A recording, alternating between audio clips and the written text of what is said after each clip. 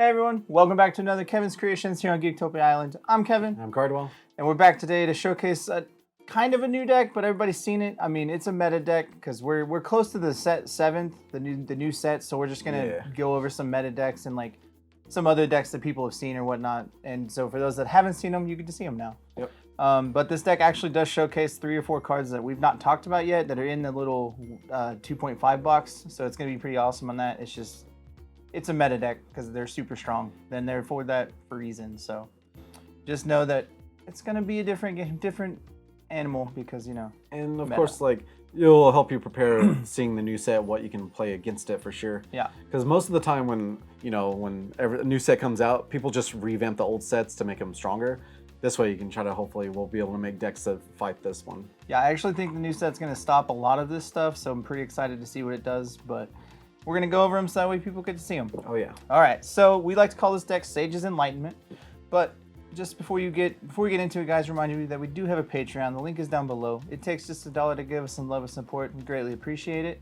Also, make sure you hit that subscribe down there because we're so close to 1,000. So just get us to that 1K. I mean, we're there. Share us to your grandma. We're like there. Or go on your grandma's YouTube, and just be like, hey, subscribe. We're good. Yeah. Also, down below, you'll find the FOW Grimoire, which is our app that we've made for the Forcible game. That's really nice to use for deck building. We always use it for any of our deck building stuff.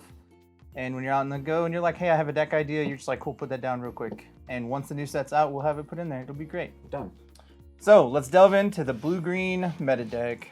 So our girls that we're using is Moojdart and Fiethsing, because, they're good. So Moojdart is the first 6 stage we're using. She's the blue ruler, judgments for 2 blue and 1, has the tag team 6 stage, and then if you draw your starting hand, you draw that many +1 at the start of your turn, and your hand size is increased by 1. So you get lots of extra card advantage. Yep.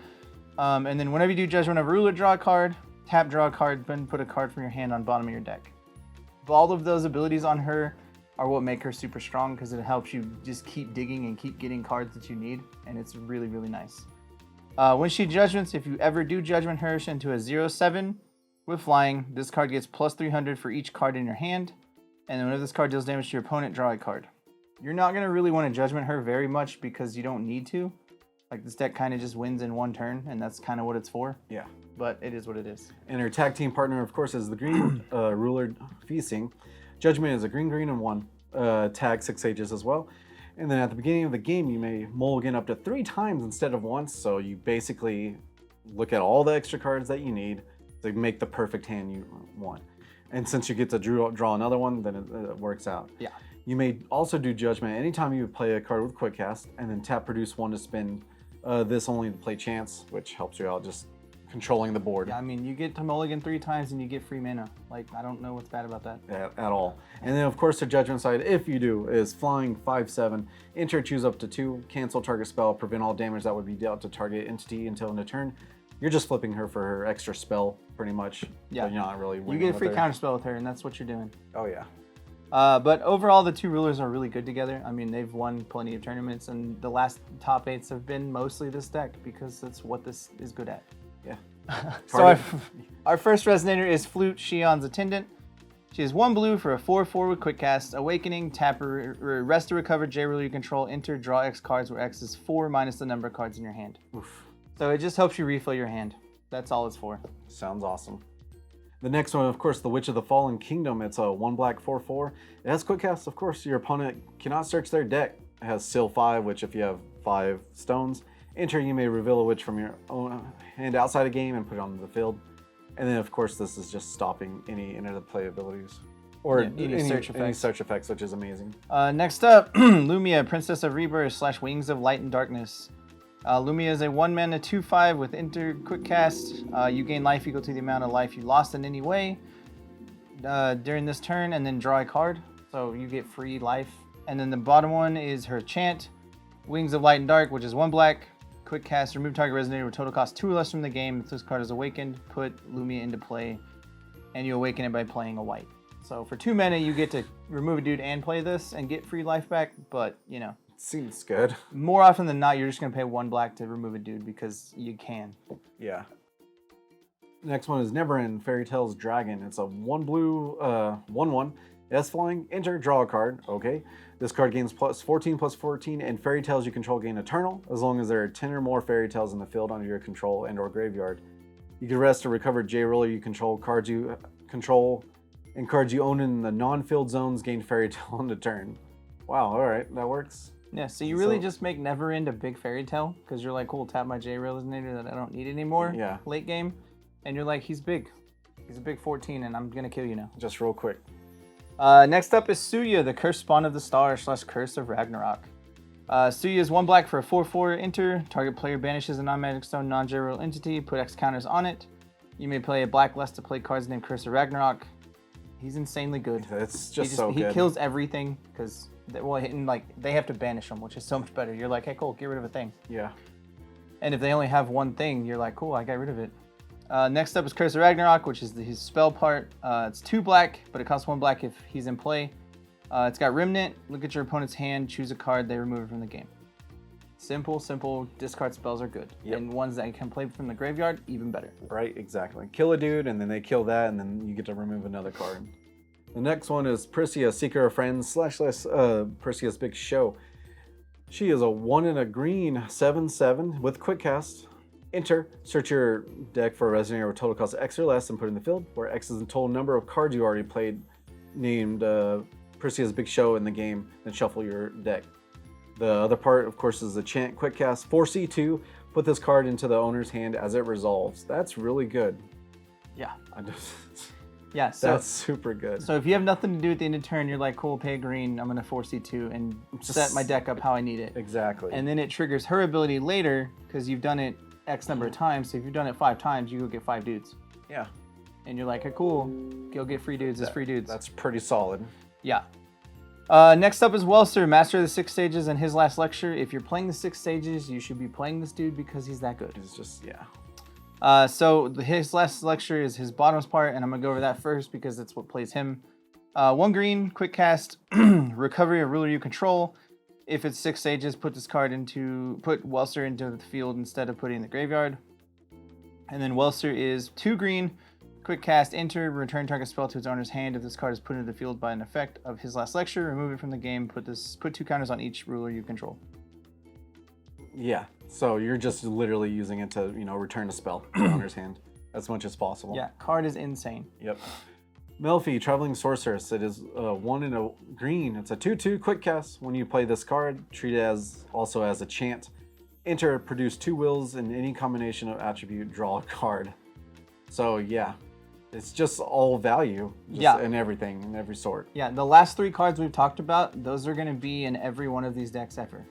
Just know that Pricia, Melfee, and Welser are in these decks, period.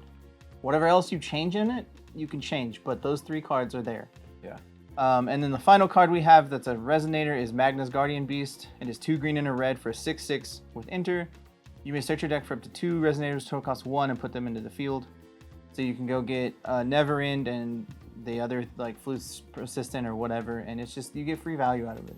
Like he said, you're playing value. That's why this deck is so strong, because you get so much value always. The first spell, of course, Dark Alice's Smite. It's a 1 black and a chant. Your opponent reveals their hand, choose a chant, addition, regalia, and or stranger, if need be, from among them and remove it from the game. If this card was awakened, instead choose a card from among them and remove it from the game. Simple as that. You just tear down their hand. Yeah. Crystallization is 1 white.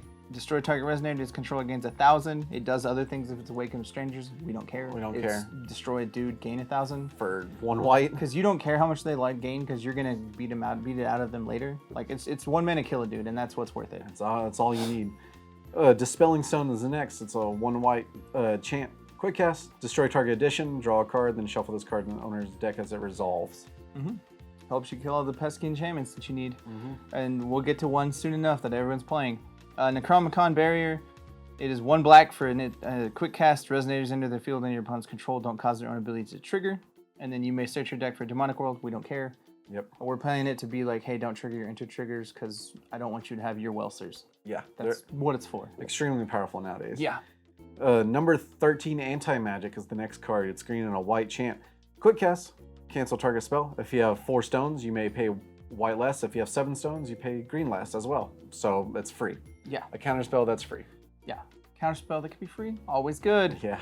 Duet of Darkness. It is 2 black. Choose one. You may choose an additional one for each recovered J rule you control. Put target Resonator from your graveyard into the field, or into your hand, sorry. Your opponent discards a card, Resonators your opponent control, gain -2/-2 for each different name among all stones you control. It's a kill spell, the removal of of a creature, or like of a discard spell, or get thing back. It's super good. Just for super cheap too. Yeah. Next one is Lycion, the Magic Academy. It's 3 green edition. You may pay a green less to play this card for each chant you play this turn, which can probably be free real quick, and then tap. This turn, you may play your next chant with total cost 2 or less without paying its cost. So other free cards and spells. Yeah. So essentially, how this deck works, you play the Pricia's Big Show card, and then once you play the Pricia, you're like Melfee, and that's 3 chants played. Then you play all your Lycions, and then your Lycions can play whatever they need to play. Yeah. And the craziest part about Lycion is this turn you may play your next chant with total cost 2 or less. You can play the curse card from the graveyard with this card because it's still played. It's busted how good Lycion is. So Lycion, Melfee, Pricia, and Welser. Those are the cards that'll be in this deck always. So just know that they're going to be there in any GP for now. Yeah. The stuns are really simple. We're playing Magic Stone of the 6 stages, which is the untapped stone that gives you any color as long as your J Ruler's untapped, which is super nice. Magic Stone of Knowledge, which is the seal one, so it can produce any color after seal 3. Which is really quick. And then Magic Stone of Gusting Skies, the white-green, and then Black Silence, which is the black-green. So you have a pretty good array of colors to get all your stuff played and whatnot, and it's super helpful. It's super nice to just have all that. We don't really have a sideboard for it, but the only honorable mentions that I want to talk about is the first one, Almerius, which is the other 6 sage that you play in this deck for the sideboard. And really, you just play her because she goes to 7,000 life. You're like, hey, cool, I get more life. Yeah. And all you do is replace the Moojdart because, I mean, yes, drawing extra cards is nice, but you don't have to have it. Whereas the Fiethsing is really helpful in this deck because it plays chance and it gives you a free mulligan multiple times. And then the last one is the Satan / Flames of the Outworld, and that's just for killing Violets. Because Violet's a card, and you're going to have to deal with it. And when they play their Violet, you're just like, hey, cool, kill it. And that's mainly why it's there. You don't really care about the search for or remove madness counters because you're not playing that. You're mainly playing Flame of the Outworld because you need to. And that's it. Overall, the deck is super good. I mean, it took down the last GP, and it's been top 8 in the last 2 or 3 GPs. So just know that when you play in a GP right now, you're going to play against this deck. And we're going to see what the new set can do to fight against this deck. And that's mostly why we're having this deck made and built so we can start getting ready for that. So be on the lookout for all those when that set drops, guys. We'll see y'all again next time. Goodbye. Later. Also, guys, make sure you hit that like button down below and subscribe to our channel, and then hit that bell for any future notifications that you have for our videos. And we go ahead and give a big thank you to our fans for over the years, especially our Mythic and Above Patreon followers. Thank you, Ryan. With that, we love you. Thank you for your support.